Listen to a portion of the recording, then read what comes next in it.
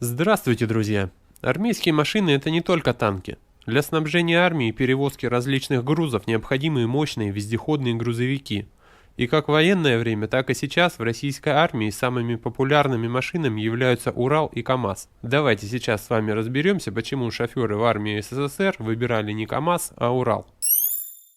На войне и в мирное время транспорт нагружают не только снаряжением, оборудованием или продуктами. Вездеходы также пригодны и для перевозки людей. Оба производителя, и Уральские и Камские заводы, создали машины, обладающие всеми необходимыми в военное время свойствами. Большая грузоподъемность, мощность, высокая проходимость, удобство в управлении. В армии нет такого, что можешь что-то выбирать. Поэтому что дали, на то мы поехали.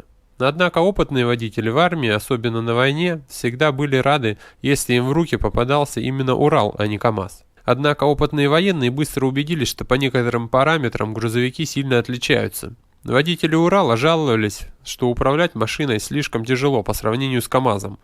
Если у транспортного средства производства Камского завода управление простое и комфортное, то рулевое колесо Урала было признано слишком тяжелым. И это не единственный недостаток. Также отмечалось, что руль не возвращается в исходное положение сам, из-за чего водитель вынужден постоянно крутить его. Напряженная многочасовая ручная работа с неповоротливым тяжелым колесом – серьезное испытание. Но помимо того, что шофер обязан был постоянно выкручивать руль, ему приходилось еще и очень внимательно обращаться с капризной педалью тормоза. При малейшем нажатии автомобиль резко и полностью останавливался. Еще один неприятный для водителя Урала момент заключался в следующем. Как известно, чтобы машина на ручной коробке передач сдвинулась с места, нужно выжимать сцепление.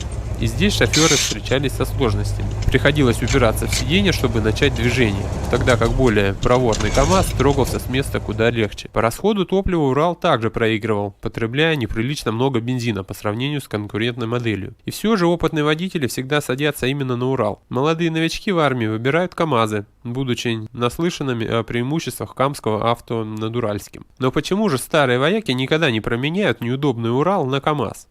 Ответ кроется в конструкции обеих машин. Изначально Урал задумывался именно как транспорт для военного времени, для использования в армии. Ну а КАМАЗ в большой степени все же гражданский грузовик, модифицированный под нужды военных. Спорить, естественно, можно до бесконечности и приводить различные аргументы, начиная от проходимости, заканчивая опытом самого водителя. О проходимости Урала можно слагать легенды, но он может ехать практически везде. Болота, горы, реки, не препятствия вообще. Так вот, вернемся к преимуществам Урала в военное время. Так как противники могут закладывать мины на дорогах, то когда КАМАЗ наезжает, то у водителя почти нет шансов. А когда Урал, то от колеса до кабины что-то около метра безопасности, который часто называют метром жизни. Плюс, если начнется обстрел, то передняя часть Урала больше может защитить водителя от вражеской атаки.